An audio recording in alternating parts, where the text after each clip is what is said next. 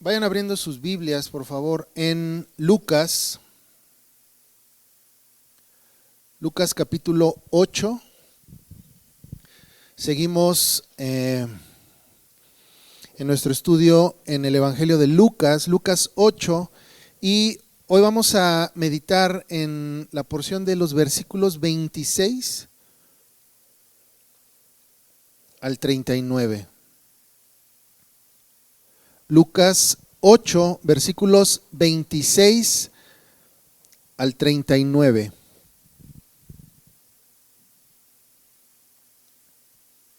Y bueno, le voy a dar lectura y vayan siguiendo.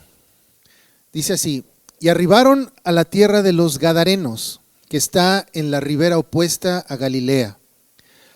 Al llegar él a tierra, vino a su encuentro un hombre de la ciudad endemoniado desde hacía mucho tiempo, y no vestía ropa, ni moraba en casa, sino en los sepulcros. Este, al ver a Jesús, lanzó un gran grito y, postrándose a sus pies, exclamó a gran voz: ¿qué tienes conmigo, Jesús, Hijo del Altísimo? Te ruego que no me atormentes. Porque mandaba al espíritu inmundo que saliese del hombre, pues hacía mucho tiempo que se había apoderado de él. Y le ataban con cadenas y grillos, pero rompiendo las cadenas era impelido por el demonio a los desiertos. Y le preguntó Jesús diciendo: ¿cómo te llamas? Y él dijo: Legión, porque muchos demonios habían entrado en él. Y le rogaban que no los mandase ir al abismo. Había allí un hato de muchos cerdos que pacían en el monte, y le rogaron que los dejase entrar en ellos, y les dio permiso. Y los demonios salidos del hombre entraron en los cerdos, y el hato se precipitó por un despeñadero al lago y se ahogó.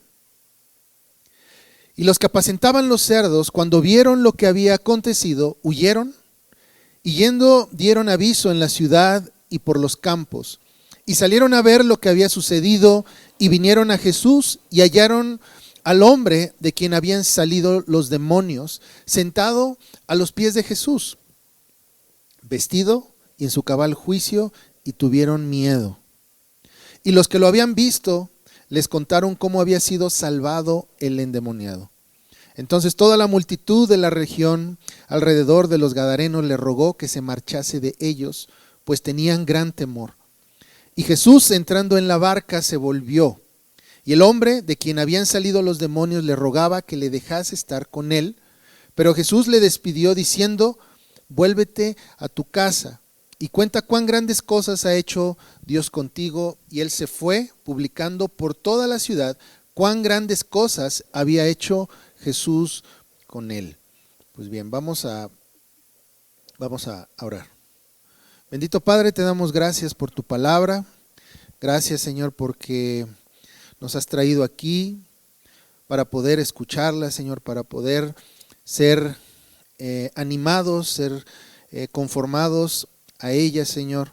Ayúdanos, Padre, en este día, que podamos ser como esa tierra preparada, fértil, Señor, en la cual tu palabra sea depositada y pueda dar fruto, Señor. Fruto para tu gloria, para el avance de tu reino, Señor. Gracias, Padre, te damos por la gran misericordia que tienes para con nosotros, de permitirnos no solo abrir tu palabra, sino entenderla, Señor. En el nombre de Jesús oramos. Amén. Pues bien, es un pasaje interesante y bueno, es un pasaje que se da también a muchas interpretaciones. Tal vez muchos se acercan a este tipo de pasajes con una especie de morbo, ¿verdad? De bueno, un endemoniado, ¿qué es lo que sucedió? ¿Qué salió de él? ¿Fue a los cerdos? ¿Qué sucede aquí? ¿Sí? Pero recuerda que toda la narración de Lucas, lo que Lucas nos está platicando, nos está narrando en este evangelio, tiene que ver mucho con las características del reino de Dios. ¿Cuáles son estas características, tanto del orden social de Dios, de su cultura, como también de los que vivimos dentro de ella? ¿Cómo es que debemos comportarnos? ¿Cuál es la ley que nos rige? Y este pasaje no es de que sea un pasaje aislado. Es un pasaje que tiene que ver mucho con lo que está contando Lucas en esta narración. Si recuerdas, la semana pasada hablamos sobre este pasaje también muy conocido de Jesús y sus discípulos en la barca, ¿sí? Y Jesús había dado la orden de que cruzaran al otro lado del mar, ¿sí? Y la semana pasada estudiamos qué es lo que sucedió en este viaje, ¿verdad? Que ellos casi mueren, pero realmente Jesús tenía autoridad y tenía gobierno sobre esta situación. Aunque él se encontraba dormido, él estaba en total control.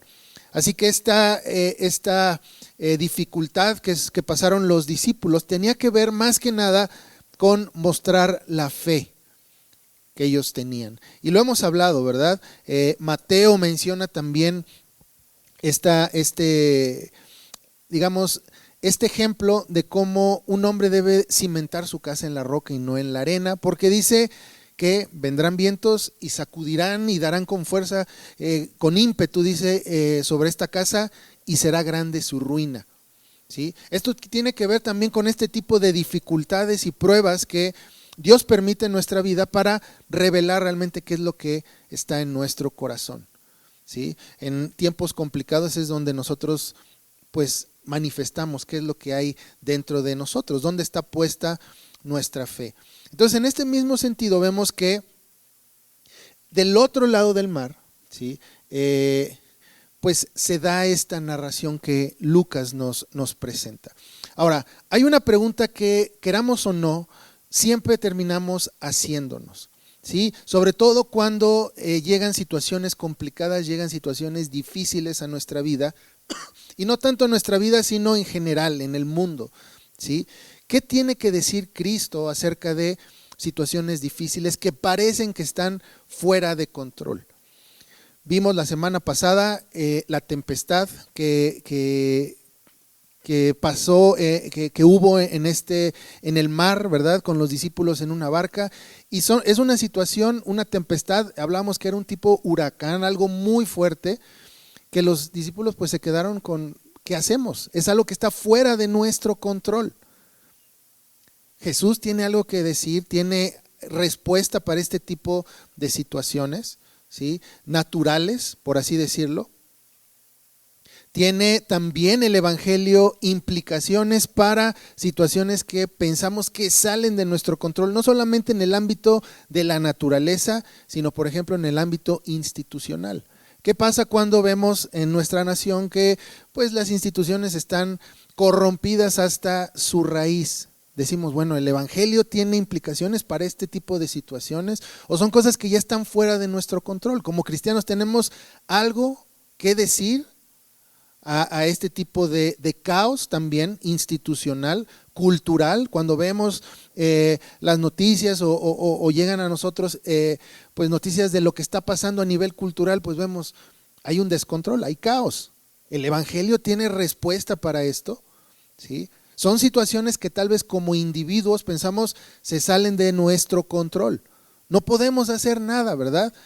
¿Qué pasa? ¿Qué hacemos en situaciones así?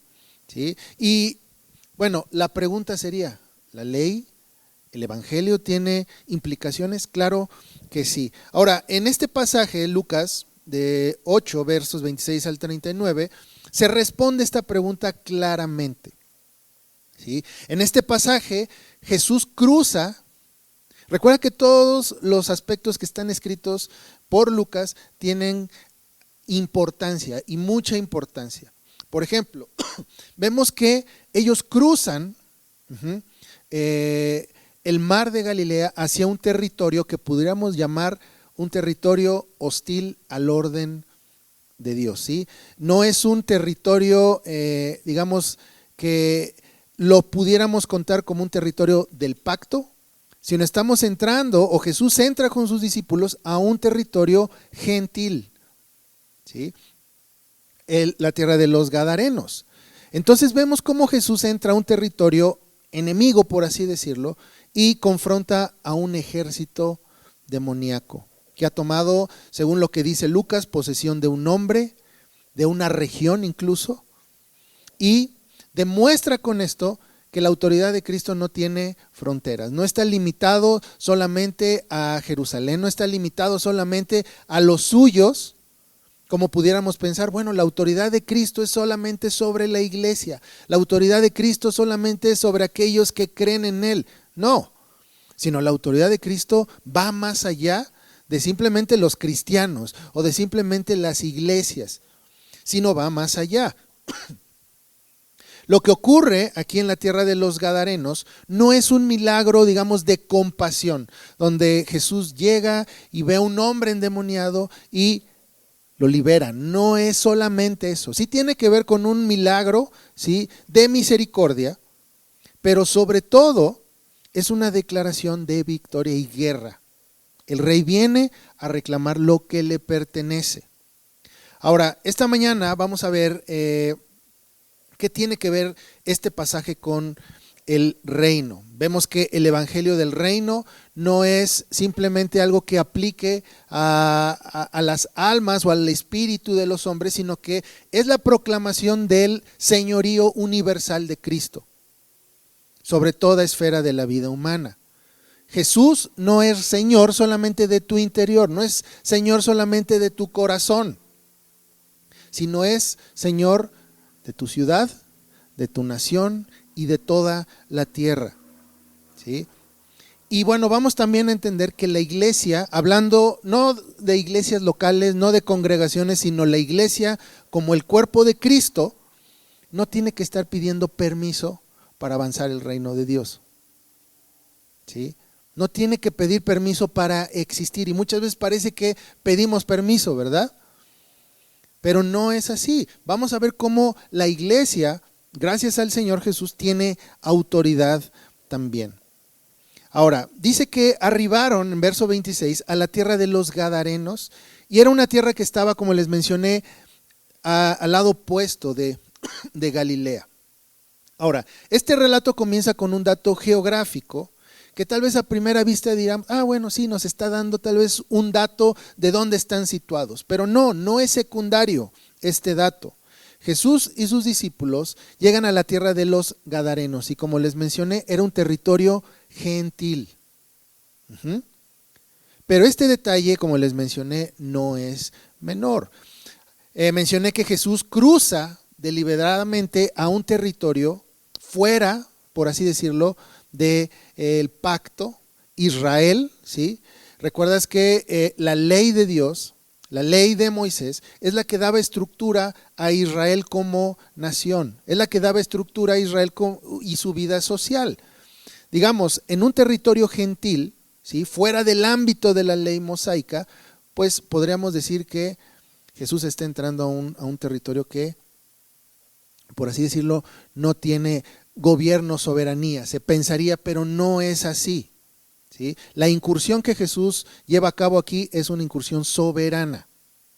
Ahora, desde la perspectiva del reino, este cruce anuncia algo fundamental, que el reinado de Cristo no está limitado a un pueblo, no está limitado a una cultura, ¿sí?, a una etnia o a un territorio. El reino de Dios por naturaleza es expansivo, se va expandiendo. Recuerda las parábolas que menciona Jesús, por ejemplo, acerca de la levadura, y compara la levadura con el reino de Dios. ¿Y cuál es la característica de esta levadura en estas parábolas? De que va abarcando más y más y más, se va expandiendo. Esa es la naturaleza del reino, ¿sí? ¿Recuerdas el Salmo 2? ¿Qué es lo que declara? Dice, pídeme y te daré por herencia las naciones. No está diciendo pídeme y te voy a dar por herencia a todos los que creen en tu nombre. No dice eso. No dice pídeme y te voy a dar solamente las iglesias locales, las congregaciones. No, dice te voy a dar por herencia ¿qué? Las naciones. Ese es el señorío. A tal grado llega el señorío de nuestro Señor Jesús. No reconoce límites geográficos ni étnicos. Ahora, eso nos lleva a hacernos una pregunta y a evaluarnos. ¿Hemos intencionalmente, o tal vez no tan intencionalmente, reducido el reinado de Cristo solamente a mi vida, solamente al ámbito santo o cristiano? ¿O hemos entendido esto de tal manera que el reinado de Cristo lo hacemos manifiesto en cada área de nuestra vida? ¿Le adora solamente el domingo? y ya cuando y llega el lunes, lo dejas fuera, empiezas a tomar decisiones autónomas, ¿sí? Oras cuando tiene que ver algo referente a la iglesia, o estás orando por toda área de la vida también, ¿sí? ¿Cómo te conduces en tu trabajo? ¿Es Cristo el que gobierna? ¿Es la ética cristiana la que rige tus acciones? ¿O te dejas moldear por cómo es el ambiente, digamos, en la oficina o en el trabajo? ¿Sí? Así es como nosotros podemos evaluar si es que estamos dejando a nuestro Señor fuera. Ahora, recuerda que Cristo es Rey de todo. Su autoridad alcanza, y eso es algo que necesitamos entender, su autoridad alcanza a toda institución, a todo rincón de la tierra. ¿Sí? Este cruce o esta narración que Lucas está haciendo, ¿sí?, de que Jesús cruza territorio gentil, pudiéramos verlo, ¿sí?, como a manera de escala lo que es la Gran Comisión. La Gran Comisión tenía que ver con ¿qué? Con ir y ir discipulando, ir enseñando todas las cosas que Cristo enseñó. ¿Dónde? Dice Jerusalén, Samaria y hasta lo último de la tierra. Es por eso que menciono que la naturaleza del reino de Dios es expansiva, porque constantemente está yendo más y más y más allá. De tal manera que el fin de esto es que el reino de Dios, la cultura de Dios, sature toda la tierra. Como dicen las profecías, ¿verdad? Que de mar a mar se conozcan, todos tengan conocimiento del Señor. ¿Sí? El reino de Dios tiene que saturar toda la creación. Ahora, el versos 27 al 29, dice Lucas: al llegar él a tierra, vino a su encuentro un hombre de la ciudad endemoniado desde hacía mucho tiempo. Dice ahí que no vestía ropa, ni moraba en casa. Y esto es importante, cada detalle es importante.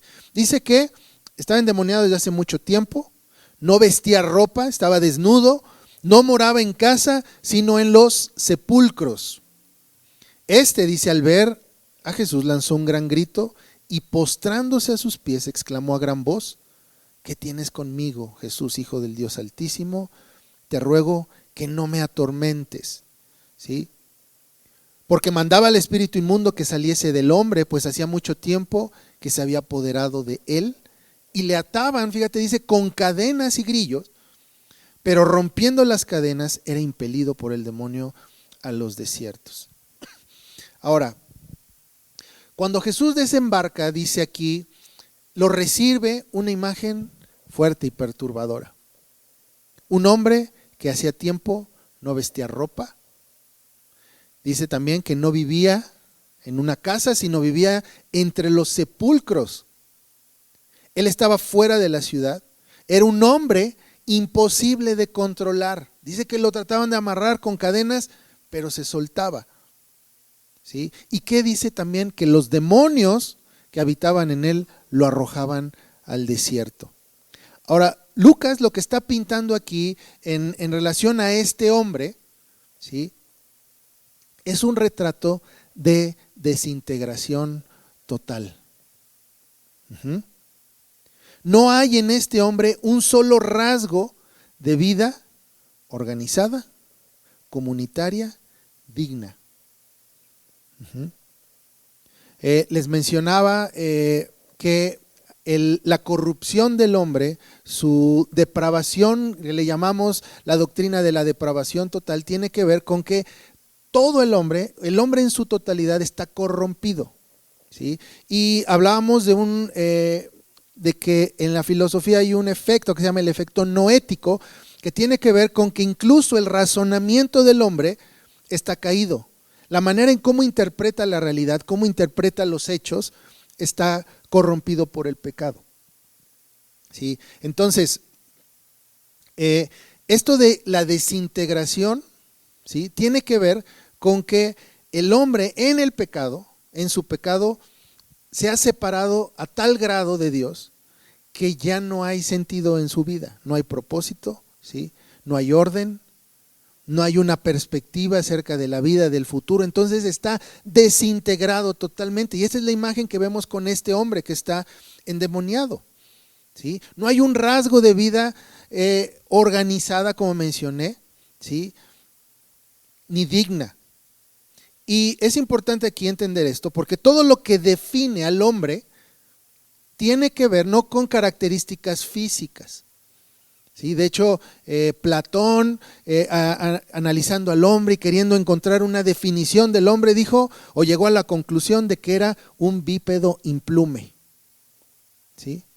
O sea, un ser de dos patas sin plumas. Esa es la definición que él llegó. No podemos entender al hombre por las características físicas, ¿sí?, que él tiene. Bueno, es que él tiene en su ADN, eso es lo que lo distingue. No, si tú vas a la Biblia, incluso la misma Biblia no te aclara así a grandes rasgos qué es el hombre. ¿Sí? No sé si has pensado en esto, la Biblia no nos dice claramente, el hombre es esto. No vas a encontrarlo. Lo que sí nos dice la Biblia son pequeños datos que nos dejan ver qué somos, ¿sí? Y tal vez la pregunta correcta no sería ¿qué es el hombre?, sino ¿para qué es el hombre? Esa es para poder entender al hombre. Lo que sabemos, lo que nos dice la Biblia acerca del hombre es que el hombre es hecho imagen y semejanza de Dios. Eso sabemos de entrada. De hecho, David en el Salmo 8 se hace la pregunta, Señor, ¿qué es el hombre para que tú tengas memoria de él? No sabes, Señor, que mira, veo las maravillas de tu creación y llego a la conclusión de ¿qué soy? Entonces la pregunta no es ¿qué es el hombre?, sino ¿para qué es el hombre? Esa es la pregunta correcta, porque la Biblia ahí sí nos da un dato. Y en el mismo Salmo 8 lo puedes encontrar, que dice, para ejercer dominio sobre la creación. Esa es la tarea que tenemos como hombres. ¿Sí? Entonces, todo lo que define a un ser humano tiene que ver con la imagen de Dios. Dice el catecismo que el hombre fue creado imagen de Dios en ciencia, justicia, santidad y con dominio sobre la creación. Eso es lo que nosotros podemos ver en nuestra naturaleza como seres humanos, como hombres. La dignidad, el autodominio, la comunidad, ¿sí?, el hogar. En este hombre endemoniado había sido todo destruido. Podríamos decir que estos demonios lo que generaron en este hombre fue destruir la imagen de Dios en él. Podríamos llamarle a este hombre el anti-Adán. Cuando Dios crea a Adán, Él lo crea con un propósito. Lo crea para labrar el huerto, lo crea para fungir como un sacerdote, protegiendo el huerto, ¿sí? Entonces, esa era la función de Adán, ¿sí?, de servir como un vicegobernante bajo la autoridad de Dios. Esa era su tarea. Él lo puso, dice, como cabeza de toda la creación bajo Dios. Ahora, ¿a qué me refiero con el anti-Adán? Que este hombre es todo lo opuesto a lo que Dios quiere para los hombres. Ahora, Dios creó al hombre con una vocación de dominio. ¿Recuerdas cuando dice en Génesis, fructificad y multiplicaos, llenad la tierra y sojuzgadla? Esto lo leemos en Génesis 1:28. El ser humano fue diseñado para gobernar bajo Dios, para ser un mayordomo de la creación, para ejercer dominio legítimo como el portador de la imagen del rey. Este hombre gadareno perdió todo eso. Él no ejerce dominio, sino es dominado. Él no gobierna, sino es gobernado. Él no está en comunidad, según lo que leímos, está aislado. Él no está entre los vivos, sino él habita entre los muertos. Dice que él dormía ¿en dónde? En los sepulcros. Entonces, esta es la imagen perfecta, ¿sí?, del fracaso del dominio humano cuando el hombre rechaza a Dios. Cuando el hombre rechaza a Dios, no es de que él diga, bueno, yo no me voy a someter a ninguna autoridad, como podría ser el pensamiento anarquista, ¿verdad? Bueno, yo no estoy bajo ninguna autoridad. Pues no es así. Siempre vamos a estar bajo autoridad, siempre. Si no es la autoridad del Señor, vamos a ser o estar bajo la autoridad de alguien más. En este caso, ¿sí? Lo que estamos viendo es que el hombre, este hombre gadareno, está fuera, ¿sí?, de esta autoridad de Dios o del gobierno de Dios y está bajo el gobierno de fuerzas que lo destruyen. Ahora, no tenemos que ir muy lejos para ver esta imagen, que eso es lo más triste, de ver esta imagen reproducida en la cultura. El hombre moderno que rechaza la ley de Dios como norma para la vida personal y social, se parece en muchos sentidos a este endemoniado. ¿Sí? La desintegración que vemos, por ejemplo, como familias, en las instituciones, en la vida pública, no es solamente un problema político, que pueda ser, me refiero a que pueda ser resuelto a través de la política. Sí, cuando nosotros vemos, bueno, que las ideologías están pues avanzando, vemos que están tomando terreno, no tiene que ver con un problema sociológico. No es de que tengamos que corregir ciertas ideologías, no tiene que ver con que tengamos que corregir las leyes, la política, hay que cambiar este político, hay que poner un político cristiano, así no se resuelve. Sino que estos problemas que nosotros vemos en la cultura es el resultado de que el hombre, tanto a nivel individual como a nivel colectivo, ha abandonado su vocación bajo Dios. Cuando el hombre rechaza el gobierno de Dios, no queda libre, sino queda bajo otro gobierno. Y si estamos fuera del gobierno de Dios, siempre vamos a estar bajo un gobierno que nos destruye. ¿Sí? Entonces, ahí es donde empezamos a ver las implicaciones del evangelio. No vamos a encontrar solución fuera del evangelio, porque el problema, como les mencioné, no es político. El problema no es que, es que estamos implementando unas ideologías que no van, ¿verdad? Necesitamos volver a las ideologías del pasado. No tiene que ver con eso. El problema del hombre es su pecado. Ese es el problema. Y el pecado del hombre es lo que desencadena todo esto. Porque hay una desintegración en los hombres modernos por culpa del pecado. ¿Sí? ¿Por qué interpretan la realidad de manera diferente? ¿Por qué quieren buscar solución a la justicia de una manera fuera de la ley de Dios? Porque su pensamiento y su razonamiento está corrompido. Es culpa del pecado, ¿sí?, en el hombre. Y siempre nos hacemos la pregunta, ¿por qué son malos los gobernantes, verdad? ¿Por qué la corrupción? ¿Sabes por qué? Porque el gobernante está tallado y está hecho a imagen y semejanza de aquel que lo escogió. Ese es el tema, porque el problema no está arriba, sino el problema empieza en el corazón del hombre. Ahí es donde necesita una regeneración. Eso es lo que sucede, esa es la imagen que tenemos de este anti-Adán, del gadareno endemoniado con la cultura y con los hombres modernos que rechazan a Dios y a su ley. Ahora, dice verso 30, dice que Jesús le preguntó diciendo, ¿cómo te llamas? Y la respuesta es Legión, porque muchos demonios habían entrado en este hombre. Ahora, cuando Jesús le pregunta al Espíritu su nombre, esta respuesta es demoledora en cierto sentido. Legión. Ahora, en el mundo romano, una legión era una unidad militar, ¿sí?, que comprendía de unos 5,000, 6,000 soldados.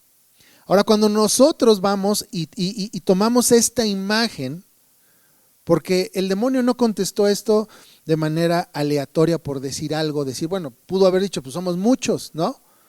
Pero dio un dato específico que mostraba la característica de qué es lo que había dentro de este hombre. ¿Y qué es lo que nos habla? ¿Sí? Esto de legión era el símbolo de que era un poder dentro de este hombre que estaba organizado. Era una ocupación, por así decirlo, sistemática.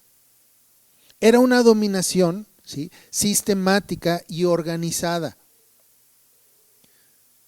Por eso es que les digo, este término legión no está usado de manera casual, sino tiene un propósito. Está introduciendo, ¿sí?, este lenguaje, y nos está dando a entender que lo que ha ocurrido con este hombre no es simplemente una enfermedad espiritual individual. Está hablando de una ocupación, un territorio que ha sido tomado por un ejército enemigo. Y esta es una verdad que como cristianos muchas veces subestimamos. El mal pensamos que es individual, pero no es solamente interior, no es solamente una lucha privada en el corazón, que sí es eso, pero no solamente se limita a una lucha personal, sino que el mal tiene estructura. Basta con ver las instituciones, basta con ver la cultura, ¿sí? No es un tema simplemente privado, sino tiene que ver con estructuras también, con toma de territorio. ¿Se instala en dónde?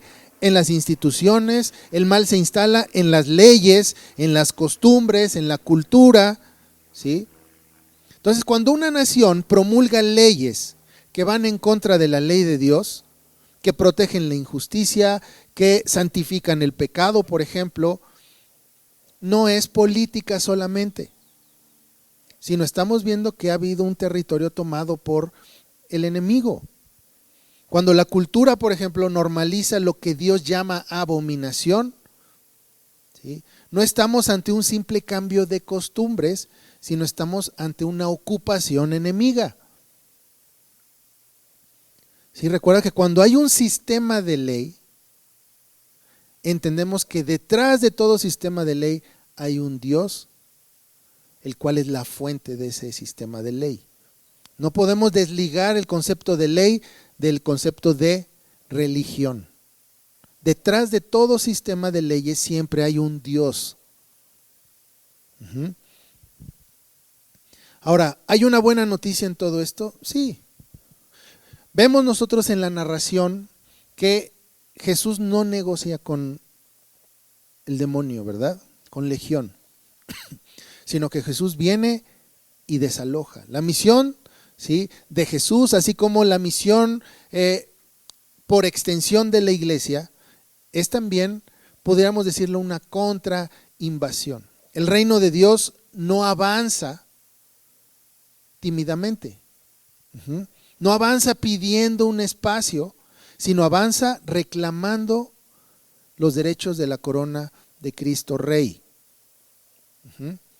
Y esto, como les mencioné al inicio, tiene implicaciones directas para cómo entendemos nuestra misión como iglesia. ¿Sí? Nuestra misión como iglesia no es simplemente, ¿sí?, o no somos un grupo de gente que está al rescate de muchas almas y las vamos a sacar del infierno. No es la misión de la iglesia, sino que somos el ejército del Rey, que estamos llamados a reclamar el territorio para Él. Para avanzar su reino, para avanzar su cultura en cada esfera de la vida. Cuando Jesús da la gran comisión, Él habla de ¿qué? De ir y discipular. No solamente pequeñas almas e individuos, sino discipular naciones completas, para que sean discípulos de Cristo. Entonces es algo que necesitamos también nosotros entender como identidad de la iglesia, que no estamos para pedir permiso en este sentido, sino que tenemos la autoridad de Cristo, ¿sí?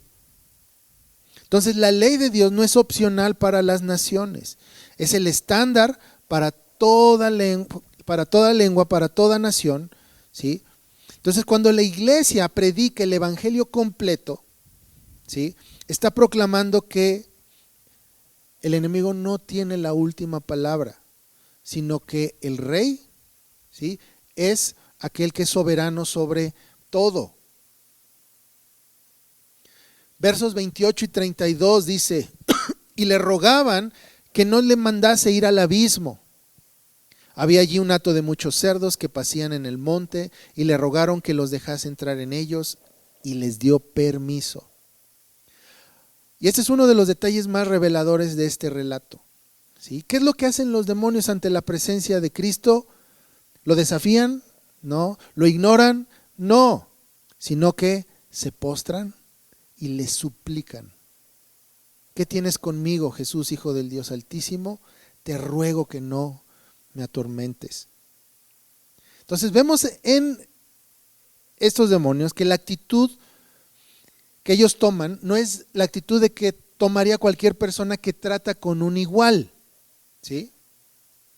Podemos ver claramente que es la actitud de un subordinado. Ellos reconocen la jurisdicción aquí.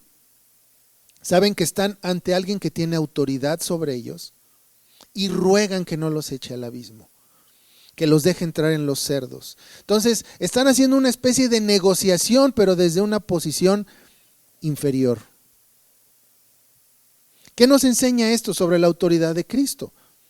Nos enseña, ¿sí?, que los demonios, los enemigos directos del gobierno de Dios, reconocen la autoridad legal de Cristo. Entonces, es para hacernos una pregunta. Entonces, ¿con qué autoridad, con qué argumento puede cualquier institución humana, gobierno humano o cultura pretender, ¿sí?, estar exenta del señorío de Cristo? No estamos hablando nosotros de imponer la fe a la fuerza, estamos hablando de reconocer lo que ya es verdad, de que Jesucristo es Señor de señores y Rey de reyes, que su señorío no depende de que si le reconocen como rey o no, de eso no depende.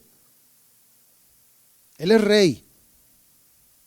Los demonios, por ejemplo, en este caso, reconocen a Cristo como su autoridad, aunque no lo quieran, pero lo reconocen.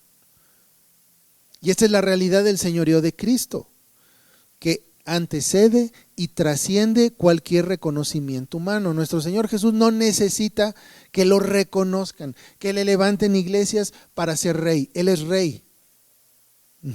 Él es rey ya. No es como aquellos dioses de la mitología griega, ¿verdad?, que necesitaban ser adorados, que necesitaban incienso para poder seguir existiendo, para poder estar en la mente de los corazones de los hombres, porque si se olvidaban de ellos dejaban de existir. Cristo no es así. Él es rey, quieras o no. Estés presente o no estés presente, Él sigue siendo rey. Él está en su trono. Ahora, ¿cómo podemos encontrar una aplicación a este principio, ¿sí?, de que el señorío de Cristo trasciende todo esto? Cuando nosotros vemos, por ejemplo, que el mal opera en tu vida, en tu familia, en la comunidad, y tú observas, este mal es demasiado grande, ¿sí?, demasiado poderoso para ser enfrentado, podemos recordar esta escena, ¿sí? Hay un rey que tiene autoridad sobre todo esto. Muchas veces el problema es que nosotros como pueblo no sabemos caminar confiados en el Señor. ¿Sí? Pensamos que las situaciones que sobrepasan nuestro entendimiento y nuestras fuerzas, ni siquiera Jesús puede resolverlas. Y no es así. Muchas veces en esta desesperación de ver el mal que va creciendo, que va avanzando, queremos nosotros echar mano y decir, bueno, lo voy a hacer a mi manera. Voy a ayudarle a Jesús, voy a ayudarle para hacer las cosas a mi manera, y sale peor. ¿Sí? Entonces, si los demonios reconocen la autoridad de Cristo, ¿sí?, entonces nosotros con mayor razón debemos reconocer que Él es autoridad sobre todo. Ahora, versos 32 y 33 dice que había un hato de muchos cerdos que pacían en el monte, y le rogaron que los dejase entrar en ellos, y Jesús dice, les dio permiso. Los demonios salidos del hombre entraron en los cerdos, y el hato se precipitó por un despeñadero al lago y se ahogó. Ahora, los demonios obtienen permiso de Jesús para entrar en el hato de cerdos, y lo que ocurre es que se precipitan al lago y se ahogan. Ahora, ¿esto de qué nos habla? Nos habla de que hubo una pérdida económica real. no es de que estos cerdos anduvieran sin dueño por ahí, porque nos dice el pasaje que había unas personas que apacentaban a estos cerdos. Entonces podemos entender que estos cerdos tenían un dueño, ¿sí? Ya sea que estos cerdos hayan sido comprados, ¿sí?, para una función específica. Podemos pensar que estos cerdos tal vez tenían, ¿sí?, un propósito específico para el dueño. Pero lo que estamos viendo aquí en esta situación es que hubo una pérdida económica concreta. Este detalle no es algo que Lucas agrega simplemente porque hay que rellenar la historia, sino lo incluye porque quiere que veamos algo importante. Lo que los demonios hicieron en los cerdos inmediatamente, ellos venían haciéndolo con el hombre durante años. ¿Sí? Y esta es la naturaleza también de lo que hacen los hombres sin Cristo, lo que hacen los hombres en rebelión a Dios. ¿Sí? Sabemos que el hombre tiene un derecho, el derecho de la víctima. Cuando alguien te ofende, cuando alguien te roba, cuando alguien rompe la ley o viola la ley hacia tu persona, ¿sí?, ya sea lastimándote, ya sea robándote, ya sea codiciando, quitándote algo, ¿sí?, entendemos nosotros que hay un principio aquí, que a quien se lo hacen primeramente es a Dios y en segundo lugar a ti. Aunque tú hayas sido el afectado, ¿sí?, en ese momento, realmente a quien se lo quieren hacer es al Señor. ¿Sí? Es que quieren destruir la imagen de Dios. ¿En quién? No pueden golpear al Señor, no pueden ir directamente con Él, sino ¿qué hacen? Lastiman a alguien que porta su imagen. Entonces es lo mismo que está pasando aquí. ¿Qué es lo que están haciendo estos demonios? Están destruyendo la vida del hombre, porque realmente su intención es destruir a Dios. Entonces lo que hacen es destruir la imagen de un portador, ¿verdad? Y es lo mismo que está pasando aquí. Ellos están continuamente destruyendo la vida de este hombre. Este hombre ya ha perdido todo propósito, este hombre ya ha perdido toda dignidad, vive desnudo, vive entre los muertos, no tiene comunidad, ¿sí? No es un miembro funcional de la sociedad, ¿sí? Como mencioné, han devastado ya su imagen. Entonces, vemos que en este caso hay algo que hubo, más bien hubo un costo para liberar a este hombre. Y en este caso lo vemos que hubo un costo económico concreto. Ahora, versos 34 y 37 dice: y los que apacentaban a los cerdos, cuando vieron lo que había acontecido, huyeron y yendo dieron aviso en la ciudad y por los campos. Y salieron a ver lo que había sucedido y vinieron a Jesús y hallaron al hombre de quien habían salido los demonios sentado a los pies de Jesús, vestido y en su cabal juicio, y tuvieron miedo. Y los que lo habían visto les contaron cómo había sido salvado el endemoniado. Entonces toda la multitud de la región alrededor de los Gadarenos le rogó que se marchase de ellos, pues tenían gran temor, y Jesús, entrando en la barca, se volvió. Ahora, los pastores que cuidaban a los cerdos, dice Lucas que ellos huyeron a la ciudad y contaron todo lo que había sucedido. Podrías imaginarte qué fue el mensaje, ¿verdad? ¿Te acuerdas del endemoniado? ¿Te acuerdas de aquel hombre que nadie lo puede sostener? Fue liberado por este Jesús. Y la gente dice que salió a ver lo que decían estos hombres y que encontraron, ¿sí?, encontraron a este hombre que antes era el terror de la región, pero ahora sentado a los pies de Jesús, vestido y en su sano juicio. Si te fijas, hay una restauración en este sentido de la imagen de este hombre. Ahora este hombre ya no está desnudo, este hombre ya no está entre los muertos, sino está sentado a los pies de Jesús, vestido y en su sano juicio. Esta es una evidencia irrefutable para todos los que estuvieron ahí. No había forma de negar este milagro. Este hombre se nos dice que llevaba mucho tiempo siendo presa de estos demonios. Mucho tiempo. No lo podían agarrar, no lo podían mantener, ¿sí?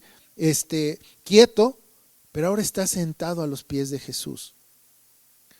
Está ahí transformado y restaurado. ¿Cuál fue la reacción del pueblo? ¡Qué felicidad! Mira, ya no vamos a tener temor, ya no está este endemoniado, ya vamos a poder caminar tranquilos, ya vamos a poder estar tranquilos en la ciudad sin el temor de que se nos vaya a aparecer este endemoniado, ¿sí? Vamos a estar tranquilos, qué bueno, qué buena noticia. No, la reacción del pueblo fue miedo. Y la petición fue, vete Jesús. Imagínate el milagro que acaba de realizar, notorio, un milagro que trajo seguramente un beneficio para la comunidad porque ya no tenían a un endemoniado entre ellos y le dicen a Jesús, vete. ¿Por qué? Porque las implicaciones de que Jesús se quedara eran demasiado perturbadoras para ellos. Piensa en esto. Si Cristo tiene autoridad para expulsar demonios, tiene autoridad para sanar a un hombre que es imposible controlarlo, entonces también tiene autoridad para organizarnos como cultura, para organizar nuestros negocios, para organizar nuestras prioridades, y no queremos eso.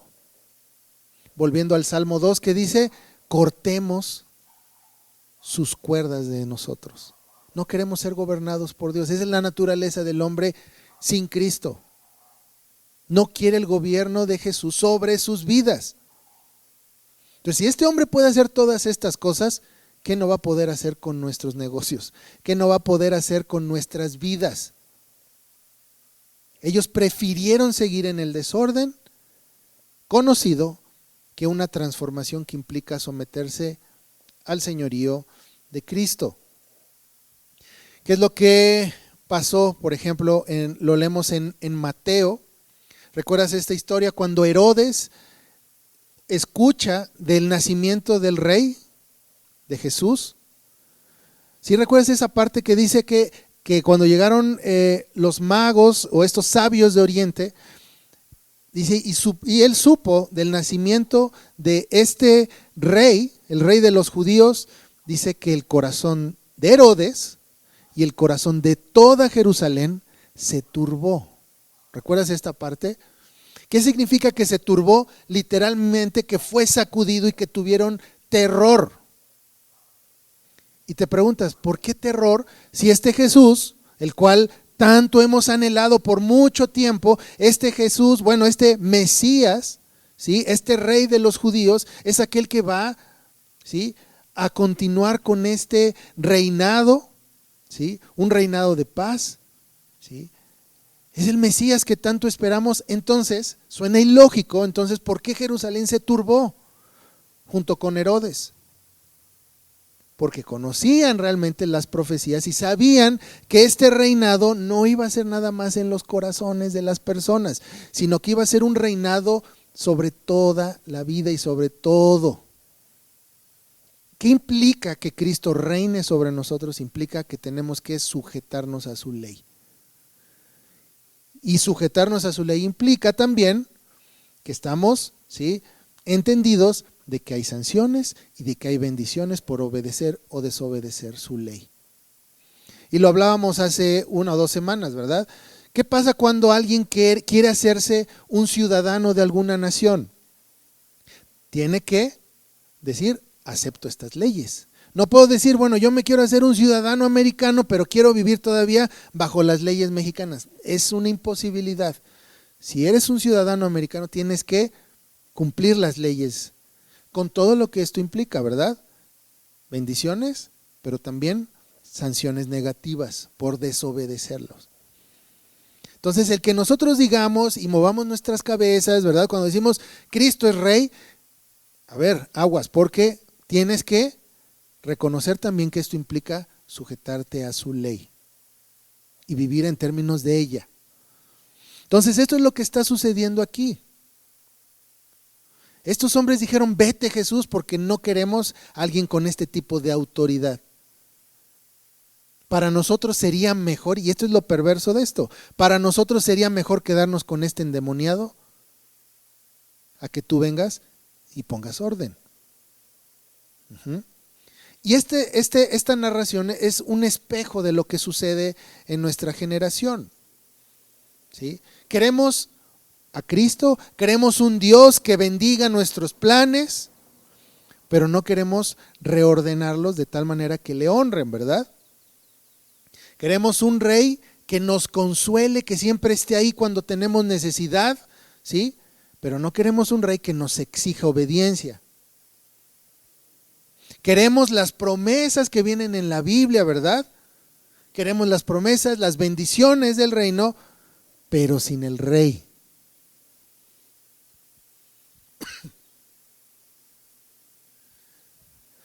Entonces, esto ya visto desde una perspectiva actual y en nuestro contexto, una iglesia o cristianos que retiren a Cristo de la vida pública, que retiren a Cristo de las escuelas, por ejemplo, de la educación, que retiren a Cristo de las leyes, de las instituciones, están haciendo lo mismo que hizo este pueblo gadareno. Prefieren el desorden conocido por encima del señorío de Cristo. Eso es lo que está pasando.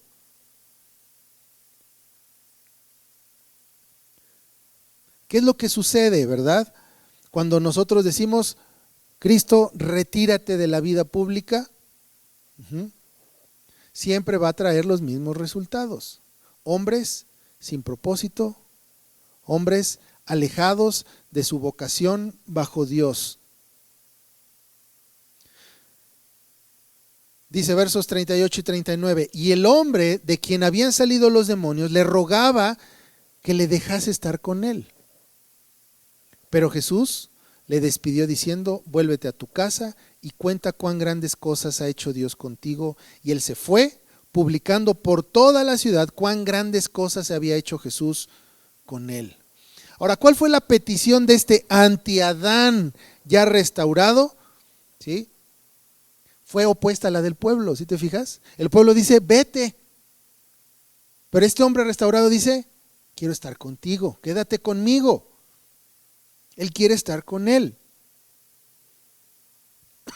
Este hombre había sido librado de algo que lo estaba destruyendo. Ahora quiere quedarse con aquel que lo libró. ¿Recuerdas? Esto lo vimos también hace unas semanas. Al que mucho se le perdona, mucho ama. Y ese es un principio importante. El hombre, ¿por qué se quedó? ¿Por qué piensas que Jesús le dijo no? Lo pudo haber reclutado como un discípulo más. Pero Jesús dice, quédate. Y en esta decisión vemos que hay cierta estrategia. Este anti-Adán restaurado conoce ese territorio, ¿verdad? Conoce a la gente. La gente lo conoce a él. La gente sabe cómo él era antes y lo ven ahora restaurado. ¿De qué serviría llevarnos a este hombre, que es un testimonio viviente, llevárnoslo fuera de este territorio donde todos lo conocen? No tendría el mismo impacto. Entonces, quedarse en su ciudad sería un recordatorio de que Cristo tiene autoridad sobre todos. ¿Sí? Y si lo piensas, esta es parte de la función que tienen, por ejemplo, los monumentos en las culturas. Los monumentos sirven como testigos de algo que sucedió en el pasado. ¿Sí?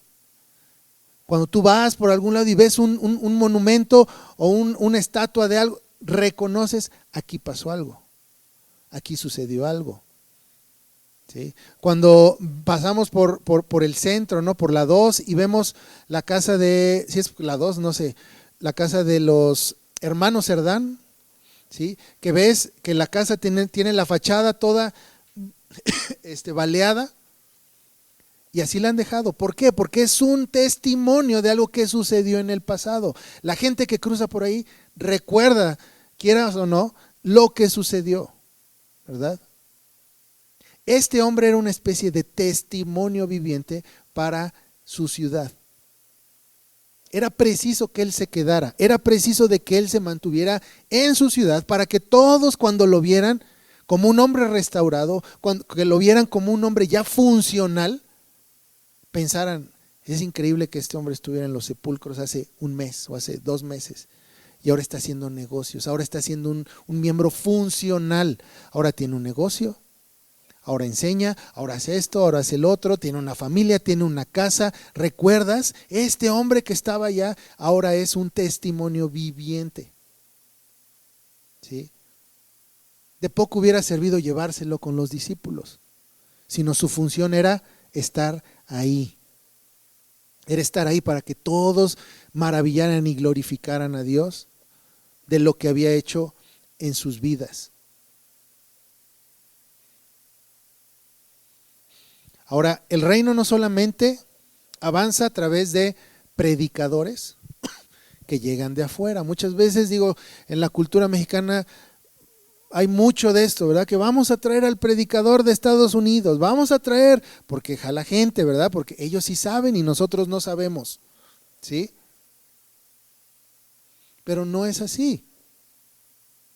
Entonces, ¿cuál es el testimonio más grande que podemos dar como cristianos? ¿Es aventarte un buen sermón o es vivir según la ética del reino? Que la gente reconozca, mira, esta persona era así y ahora es así, ha sido restaurada. ¿Recuerdas? Por eso mencioné y comencé hablando de la imagen de Dios en nosotros. Cuando nosotros estamos fuera de la comunidad, cuando nosotros estamos aislados, cuando nosotros no tenemos un propósito, una vocación, no nos autogobernamos, ¿sí? Somos como este endemoniado gadareno, ¿sí? Estamos perdidos, somos errantes, vivimos entre los muertos. Pero cuando encontramos una vocación, cuando encontramos nuestro lugar en la creación bajo Dios, es cuando podemos hablar de que somos hombres hechos a imagen y semejanza. ¿Qué es lo que está tratando de hacer la cultura con los hombres? ¿Sí? De romperlos, de no encontrarles un propósito. Cada vez crece más esta idea de que el ser un adolescente perpetuo, por ejemplo, es algo bueno, ¿verdad? De que los hombres no maduren, de que los niños no maduren, de que la educación esté centrada en la diversión y no en la madurez, no en preparar a los hijos para su llamado. Muchas veces estamos enfrascados en esa idea porque es lo que la cultura quiere, ¿verdad? Sistemáticamente romper la imagen de Dios en los hombres. Que no tengan un propósito, que no tengan una perspectiva del futuro, que todo lo vivan para ahora, para el hoy, para mañana, ¿sí? Eso es lo que está buscando la cultura, romper la imagen de Dios en el hombre, volverlos un anti-Adán. Curiosamente que hay una parábola que dice que el dueño, ¿sí? el dueño de un negocio, dice, se fue lejos y él les deja la encomienda a aquellos que trabajan para él diciendo, ocupen mientras yo regreso. Y esa es la tarea que tenemos como iglesia. Y es interesante esta palabra, ocupen mientras yo regreso. ¿Qué está diciendo? Que hagamos lo que hicieron estos demonios con este hombre, pero nosotros en el nombre de Cristo sobre toda la creación. Que ocupemos esta creación para Cristo. ¿Sí? Entonces Lucas registra algo notable en este verso final. Jesús le dice al hombre que cuente cuán grandes cosas ha hecho Dios contigo. Pero el hombre salió y proclamó cuán grandes cosas había hecho Jesús. Entonces, esto es lo que entendemos, ¿verdad? Que nuestra vida en sí es también un testimonio viviente. Somos un monumento, ¿verdad? que muestra la gloria del Señor. Somos un monumento que debe de ser un recordatorio constante de que Cristo reina. Y aquí uno se podría hacer la pregunta, ¿realmente sirves como un monumento? Que cada persona que pasa diga, el Señor reina, el Señor gobierna, el Señor tiene autoridad, ¿o no? ¿Sí? Entonces, cada uno de nosotros que hemos sido restaurados, cada uno de nosotros que hemos sido rescatados, somos como este hombre, que somos enviados de vuelta a nuestro territorio. No todos están llamados a salir de su lugar, ¿verdad? A predicar el evangelio. No todos. Muchos estamos llamados ¿a qué? A quedarnos y ser testimonios vivientes de lo que hace el Señor. Muchos hemos sido llamados a regresar hacia nuestras familias, hacia nuestras colonias, hacia nuestro lugar donde nacimos, hacia el trabajo, hacia la ciudad, ¿sí? Entonces la pregunta es, ¿estamos sirviendo como estos monumentos que al observarnos dicen el Señor reina? ¿Cuán grandes cosas ha hecho el Señor? Y ese son el tipo de testimonios que nadie puede refutar. Todo el mundo puede refutarte un sermón, porque decir, mira, él no vive de acuerdo a lo que predicó. Sí, mira, dice muchas cosas, pero no vive de acuerdo. Pero ¿sabes qué? Sí no se puede refutar la ética, ¿verdad? Cómo vivimos. Eso sí no se puede refutar. Podemos decir, sí, Cristo reina y hacer el sermón y todo esto, pero tal vez vivir alejados de esto, de lo que proclamamos. Pero con nuestra vida, ese es el testimonio fuerte. Es decir, sí, este hombre ha sido restaurado. Sí, este hombre vive en términos de lo que dice. Él tiene un rey. Entonces, esta porción que leímos, en la que meditamos hoy, no es un relato de un exorcismo nada más, ¿verdad? Que sacaron unos demonios de un hombre. No, tiene muchas maneras de abordarlo y verlo y compararnos también. Es una declaración de un señorío, de quién es Señor. Es la imagen del rey que dice, mi señorío no es solamente para la iglesia, para los cristianos, sino es sobre toda criatura. Entonces, vamos a ver 7 aspectos de lo que vimos el día de hoy. Primeramente, que el reino de Dios, la autoridad de Dios no tiene límites, ¿verdad? Todo le pertenece. Número 2, el pecado, ¿qué es lo que produce en los hombres? Desintegración. El hombre sin Dios termina como viviendo entre los muertos. El mal, vimos también que está organizado, tiene estructura, ¿sí? Pero reconoce su lugar y ante el Señor suplica. Los propios demonios reconocen la autoridad legal de Cristo y que Jesús, su señorío o su reinado no depende si le reconoces o no. Él es rey. La liberación que trae el reino siempre va a traer consecuencias reales, incluso económicas. En el 5.